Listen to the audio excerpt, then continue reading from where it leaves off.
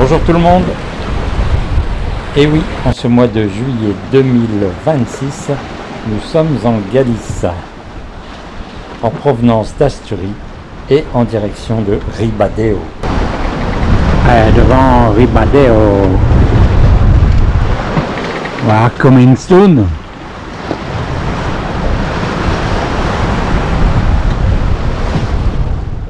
Nous descendons grand largue le long de la côte vers l'ouest, et après avoir tiré un bord, donc tribord à mur, eh bien, nous avons empanné au moment adéquat pour viser Ribadeo. Alors il ne fait pas très beau ce jour-là, mais c'est momentané.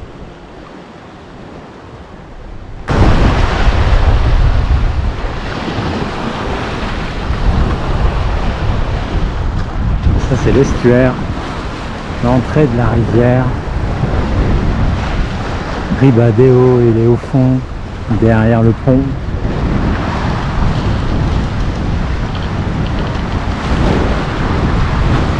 Voilà, on le fera pour s'engager dans la rivière.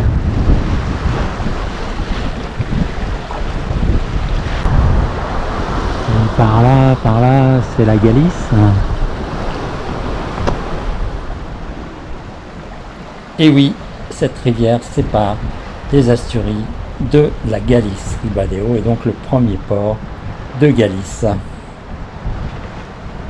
c'est la rouge.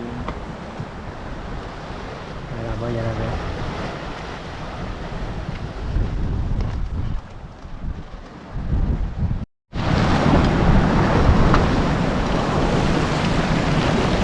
Alors, dernier petit surf avant la rivière.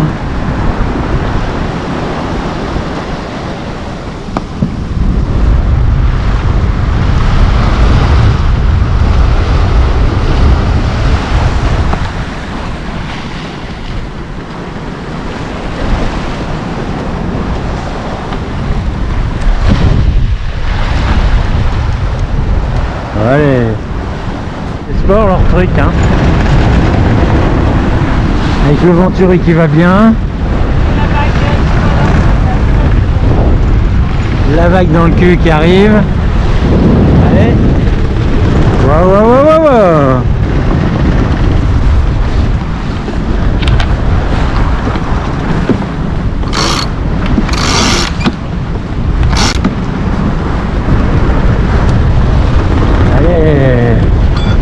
Allez, allez, c'est comme une barre. À un moment, on a le droit d'affaler.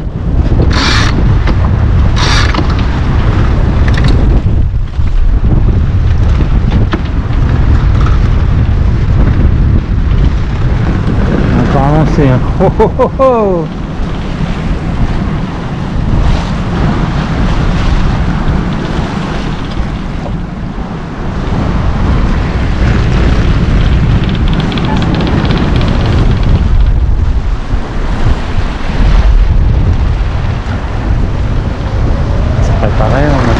On avance encore, hein. On dépasse la verte suivante. Il a l'air d'avoir moins d'agitation.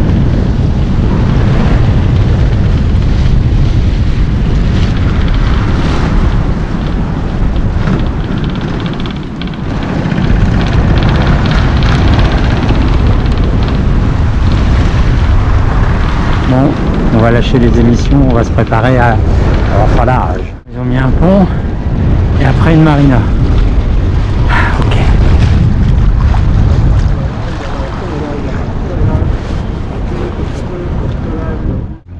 Alors peut-être qu'il y aurait encore du courant dans la marina, ça s'appelle une marina, c'est ça? Ah là là. Bon. Là ça c'est le vent, ça, c'est le vent qui rentre. Sur le... Oh, moi je pense qu'il y a aussi... Plus le courant. Ah la vache.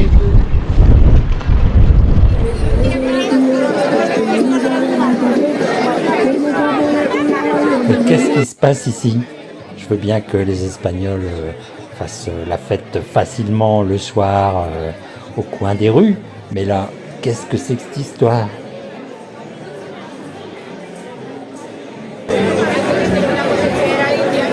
Alors oui, la ville est en fête et elle fête son âge d'or qui était au 19e siècle, à une époque où Ribadeo était en relation privilégiée avec Cuba et la Havane. Alors tout le monde va rechercher les habits des arrière-grands-parents ou alors des copies qui ont été refaites, qu'ils ont achetées à droite à gauche. Et toute la ville, tous les locaux sont habillés comme au 19e siècle. Et cette fête s'appelle Ribadeo Indiano. Alors question bière, ils sont bien organisés parce qu'on parle pas de fût, ici on parle de cuve et je voudrais bien voir la tête du camion qui ramène de la bière pour la pulser dans les tuyaux qui arrivent jusqu'à la cuve. Alors pour la boîte de thon, font pas non plus dans la demi-mesure, 5 kilos la boîte de thon, qui prend. Et si tu aimes tout ce qui est pulpo, calamares, chipirones, anchoa, tu es au bon endroit.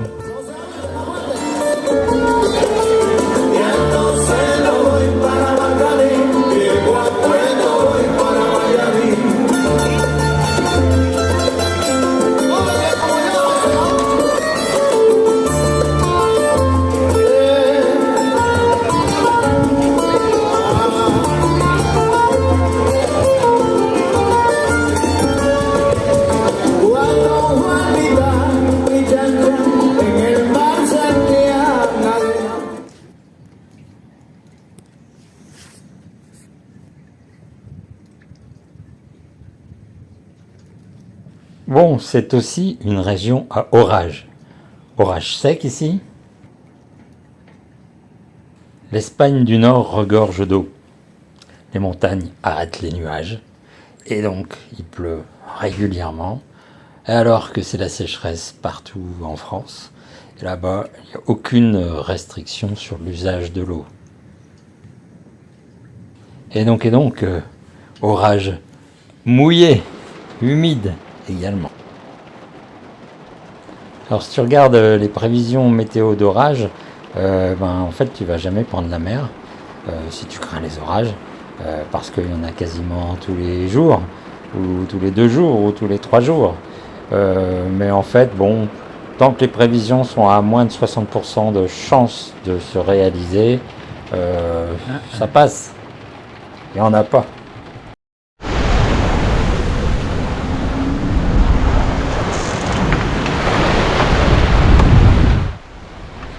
J'aime le bruit du vent, j'aime le bruit de l'eau qui joue avec la coque, j'aime le bruit de la coque qui joue avec l'eau et la puissance de l'océan, du golfe de Gascogne qui a décidé d'être clément aujourd'hui avec nous.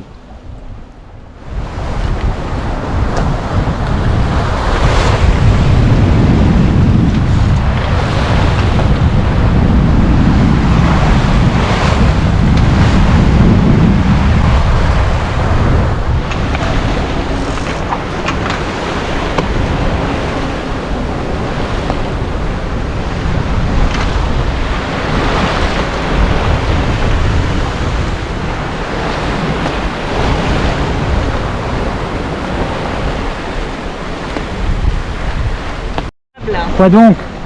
Bah, toutes les manœuvres depuis ce matin. Bah il n'y en a eu qu'une. Ah oui. Non, pas d'âge. Non, puis même la gestion de la mer déchaînée. Déchaînée. Avec des vagues de 1 mètre. Ouais, enfin, je sais pas où est-ce qu'ils ont mesuré les 1 mètre. Si, 1 mètre, mais chaotique. Chaotique. Et là-bas, donc, Vivero. Donc là, on va droit dessus.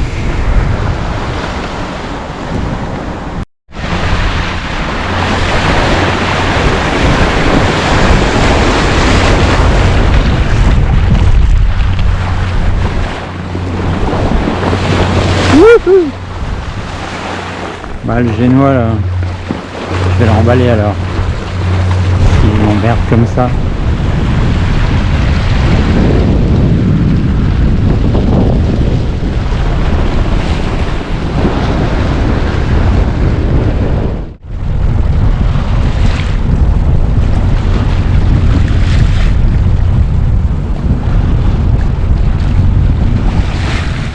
À gauche, derrière la digue, le port de pêche.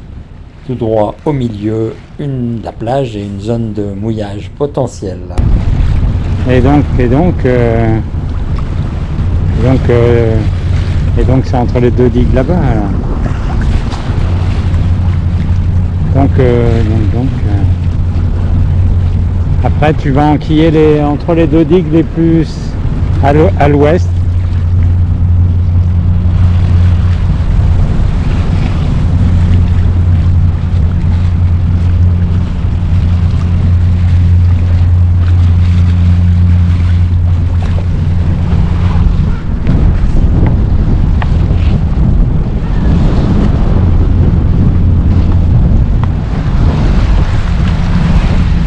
Voilà, là-bas.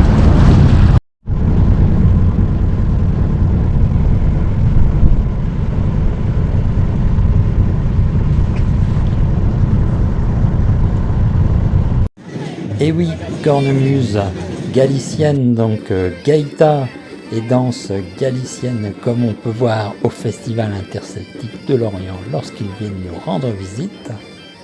Zamborinas, pimentos del padrones, cervezas, de quoi survivre donc pendant les 4 jours où nous avons dû rester sur place. Alors à Pâques, c'est plutôt procession pour la Semaine Sainte et début juillet, c'est plutôt le plus beau festival européen de métal.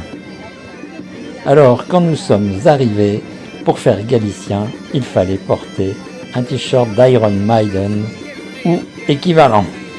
Alors pourquoi sommes-nous restés 4 jours à Viveiro? Eh bien parce que le site de la météo marine espagnole disait ne tournez pas les pointes de Galice en ce moment, ça va pas le faire. Donc en haut de Cabo de la Estaca de Bares et en haut des Punta de los Aquilones, tu as un phare qui va te donner donc le vent en temps réel. Et donc pendant les 4 jours, selon les prévisions et selon la réalité, c'était 20 à 25 pour la base et 35 à plus pour les gusts. Donc vent dominant de secteur nord-est avec une houle résiduelle donc de nord-ouest. Donc les prévisions de la météo espagnole, c'était que la mer allait être croisée et un peu chaotique, donc n'y allez pas. Et le dernier jour, les prévisions donc donnaient toujours le même vent, mais une mer qui était redevenue praticable. Donc on s'est dit, les phares ils sont à 76 mètres de haut, donc au niveau de l'eau, ça doit être beaucoup plus tranquille. Donc on y va. Alors on a réduit le génois pour ne pas dépasser les 8 nœuds, vu qu'on tirait toujours les phares Sherberg qui seraient remontés au niveau de la surface si on dépassait les 8 nœuds.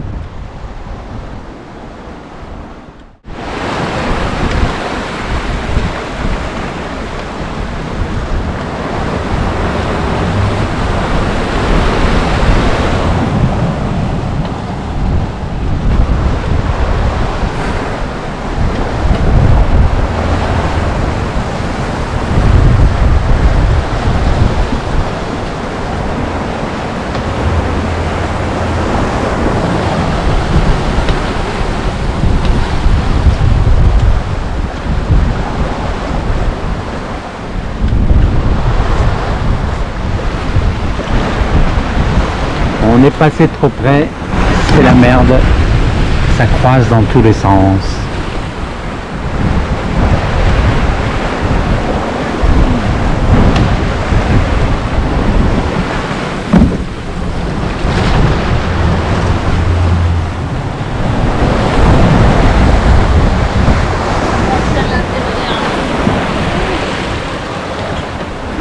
Allez, on regarde devant. Il y a du beau kata là-bas. Ne chôme pas.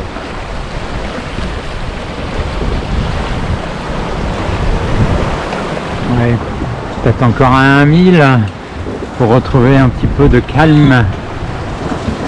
Et Martine qui en chie. C'est Martine qui en chie. Moi je fais des photos.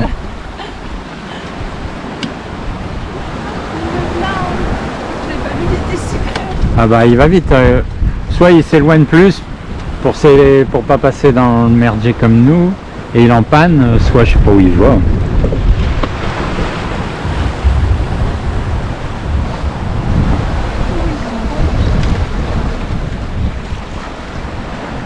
Moi c'est le point le plus nord-ouest.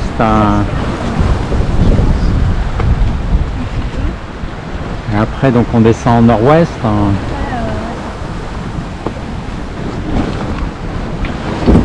C'est le cabot, je sais pas quoi.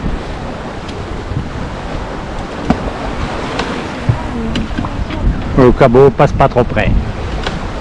Avec un venturi du vent.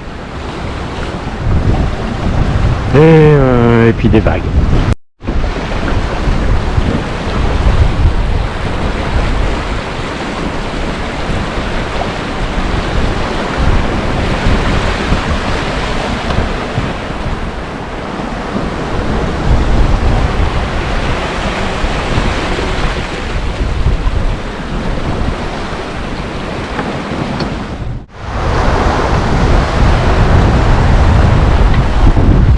Ici il y a un venturi de Foulie.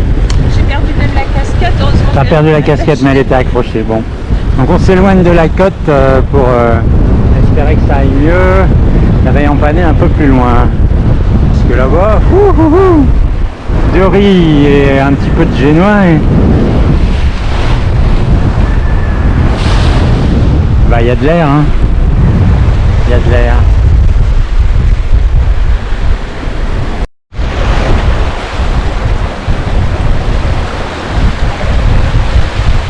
Se rapprocher de la pointe, hein, sinon après on va être au vrai travers.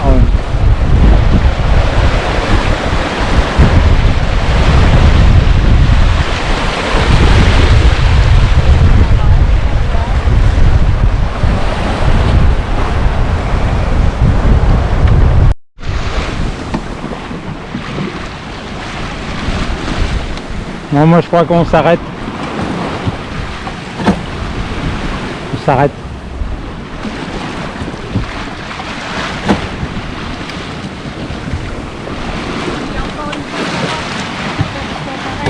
Non, non, ça va être de moins en moins fort et voire même on va reprendre un vent dans le pif, un vent de sud-ouest ouest-sud-ouest, donc on fera demain avec du nord-ouest. Mais non, non, on va s'arrêter là.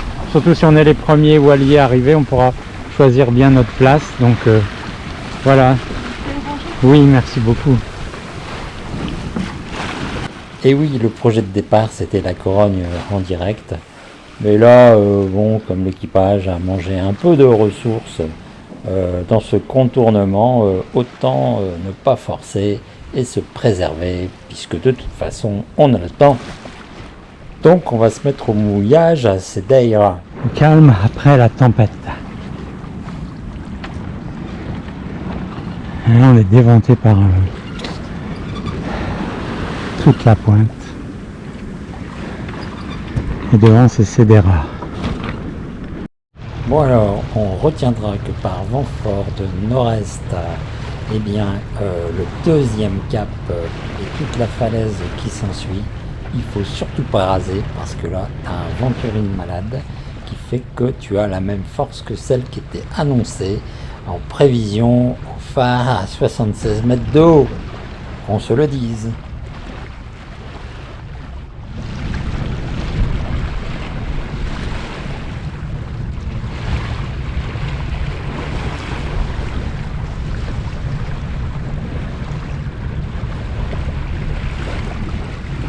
Alors la configuration physique du mouillage à Sedeira fait que pour ce qu'on en a vu et pour ce qu'on en a compris, on pense que pour que ça bouge là-bas, il faut vraiment des circonstances très particulières puisque c'est super bien isolé des houles dominantes.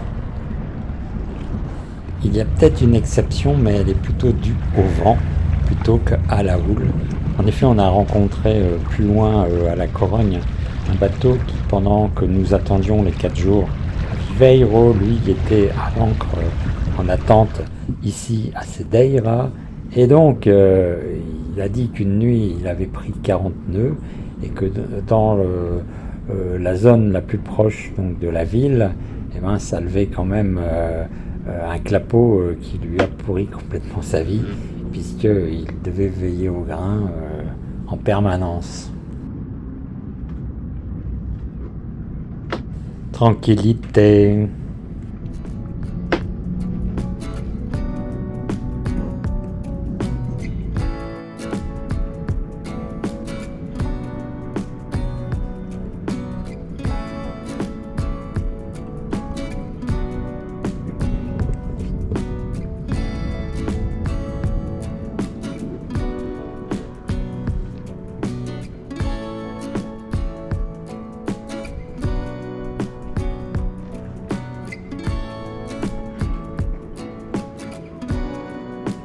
On a passé des meilleures nuits ici au mouillage que à Ribadeo dans la marina.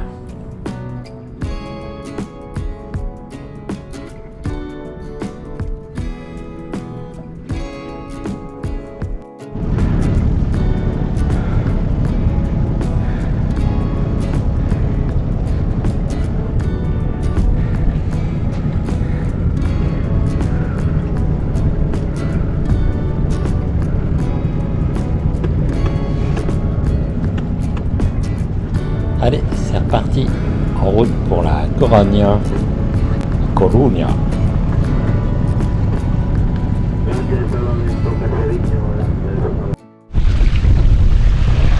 Je crois qu'il va falloir virer.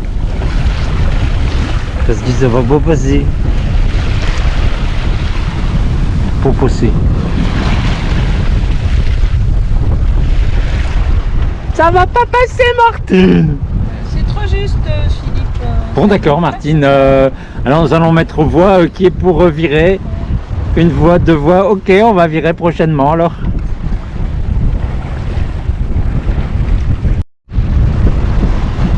Ah ouais, ça passe pas.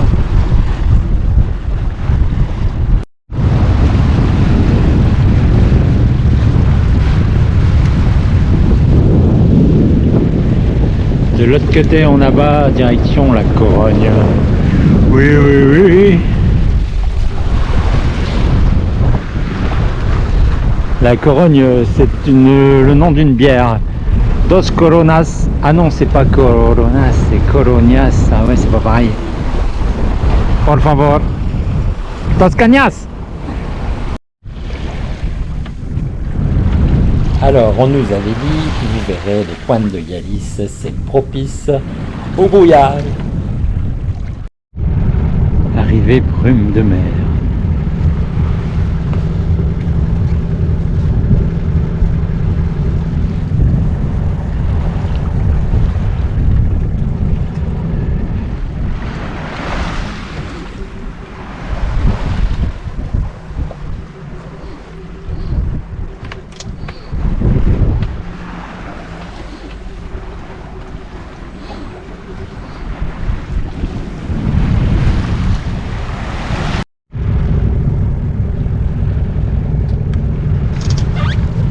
Je sais pas comment on dit brouillard en espagnol.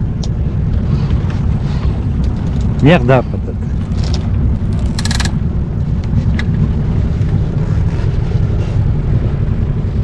Là il y a la côte, hein. On est tout près maintenant. On a retrouvé de l'air, ensuite, même dans le brouillard.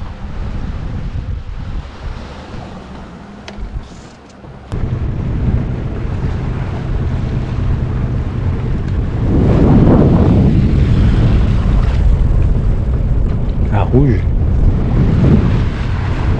Il faut une régate dans le truc ou quoi?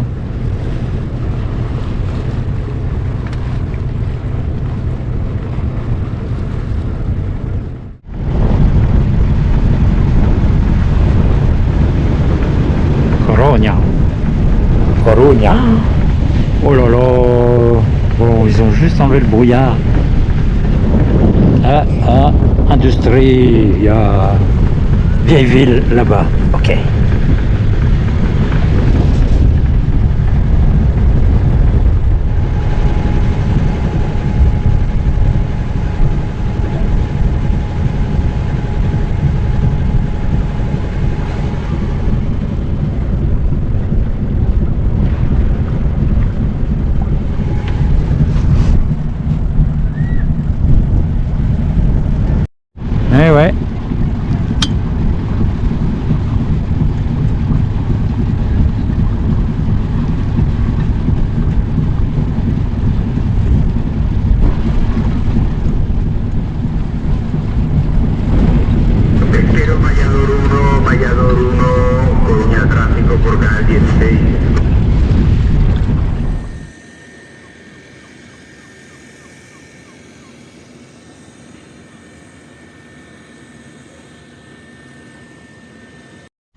Ce matin, un nouveau voisin.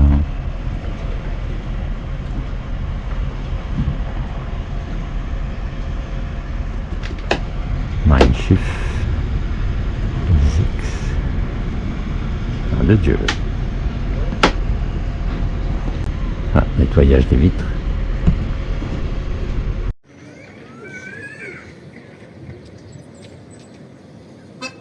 Alors, si la question est « Avons-nous réussi à survivre à la Corogne ?» La réponse est oui. Ramon Iberico. Cerveza. Bocadillos. Pulpo.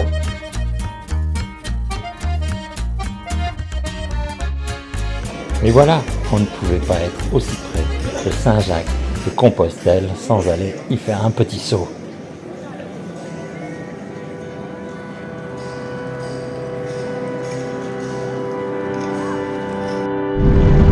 Voilà Corogne, on est arrivé dans le brouillard, on repart dans la brume, mais, il a fait beau entre temps. Ça, c'est des côtes qu'on n'avait pas vues quand on est arrivé.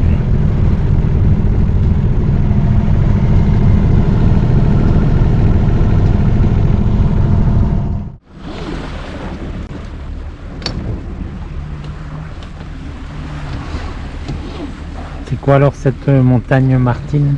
C'est la montagne sorcière, Sorcière, pourquoi? parce qu'elle est maléfique. Maléfique comment? Elle transforme le vent et la mer pour embêter les bateaux et les plaisanciers. Ah ouais. Elle perturbe tout. La météo n'est pas du tout appliquée ici.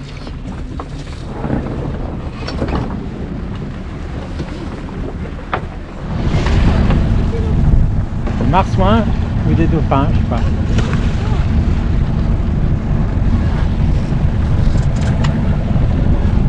Bonjour, bonjour. Tellement content que ce soit pas les orques. Vous êtes où, vous êtes où? Alors depuis qu'on traîne un effaroucheur d'orques, le comportement des dauphins a quand même changé. Ah ouais. Ils arrivent toujours en bande tout contents et puis ils s'installent à l'avant du bateau et après, pouf, ils disparaissent direct. Salut.